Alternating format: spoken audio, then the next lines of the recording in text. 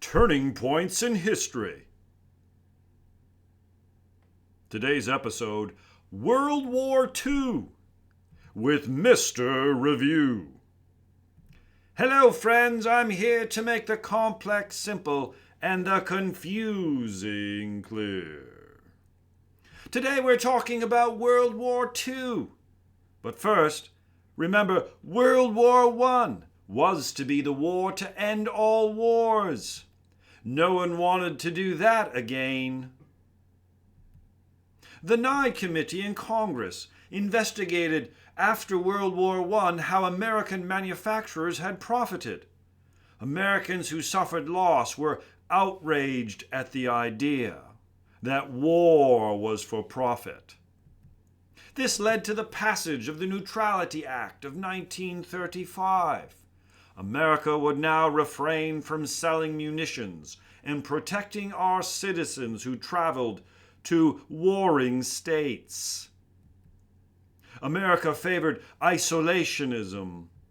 No more war. President Franklin Roosevelt had a different foreign policy outlook. He met with Churchill, the British leader. The USA had a global responsibility. They signed the Atlantic Charter. Roosevelt and Churchill considered the future of Europe and the future of the United States as a partnership. War was brewing in Europe, despite claims of peace in our time. At the Munich conference, European leaders appeased Hitler. Hitler agreed there would be no war. But war he brought, in blitzkrieg fashion, quick and decisive. Poland invaded and surrendered in days.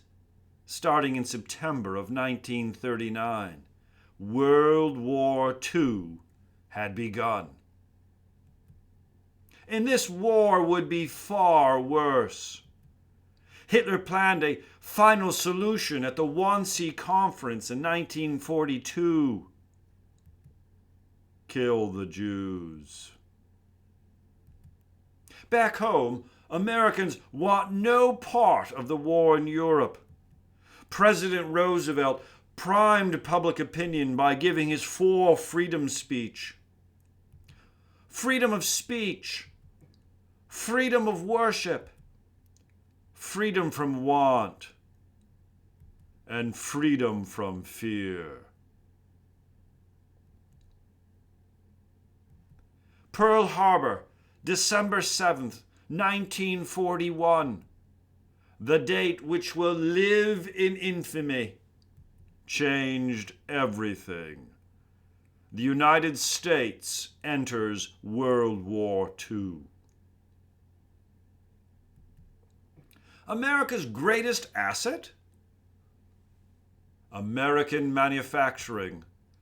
American manufacturing turned the tide against Germany and Japan. Example, for every 1 German plane manufactured, American manufacturers made 3.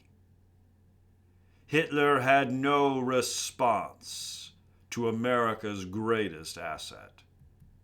Another American asset was a remarkable fighting spirit, exemplified by the Tuskegee Airmen, a group of African-American fighter pilots facing discrimination and Jim Crow laws at home, but fought with courage abroad.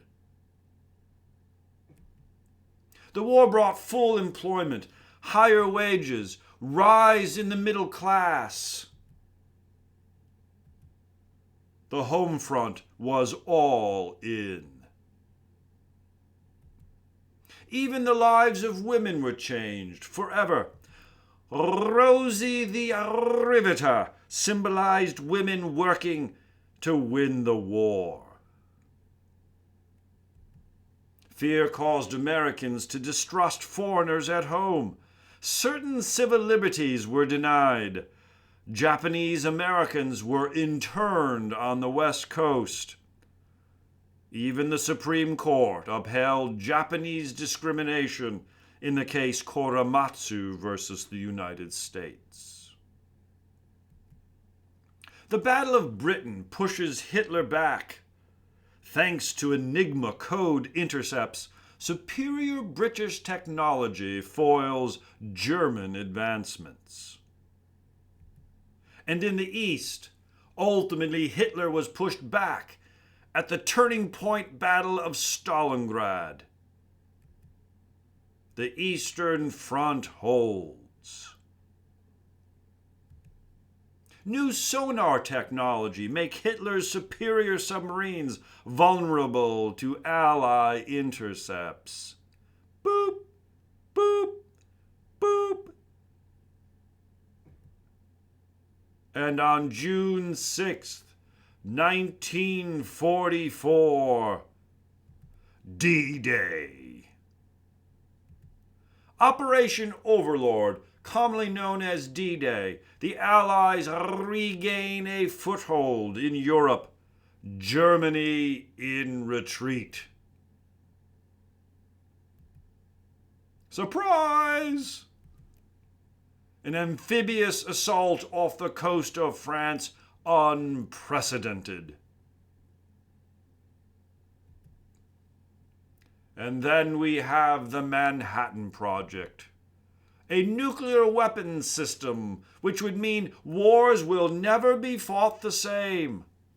A group of nuclear scientists studying in New York City and ultimately in Chicago.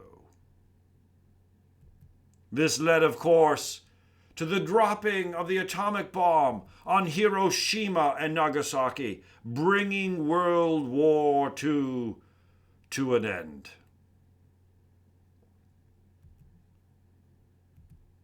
Victory in Europe, May 8th, 1945. Victory in Japan, September 2nd, 1945. Tom Brokaw wrote of World War II, and he said, "It is, I believe, the greatest generation any society has ever produced." You've been looking at Turning Points in History. Today's episode, World War II, with Mr. Review. No fancy words, no fancy suits. Plain talk about issues you need to know. Just in time.